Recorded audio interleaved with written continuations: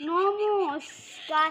কবি অপূর্ব দত্তের কবিতা বাঘের বুদ্ধি। বাঘুর বয়স মাত্র 2 মাস। প্রতারবি বালি নে। মা বলল সঙ্গে কিছু গুঁড়ো দুধ আর বালি নেন। বিদেশ বিভুই রাস্তাঘাটে কে আর দেবে খাবার? শেষকালে কি খালি পেটে রোগ বাঁধাবি আবার? বাঘু বলল একটুটে মা, তোমার এত ভাবনা কি যে বললো?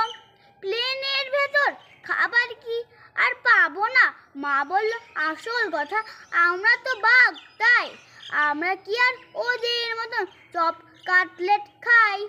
হাসতে হাসতে বলল বাঘু, আমি কি আর পাগল?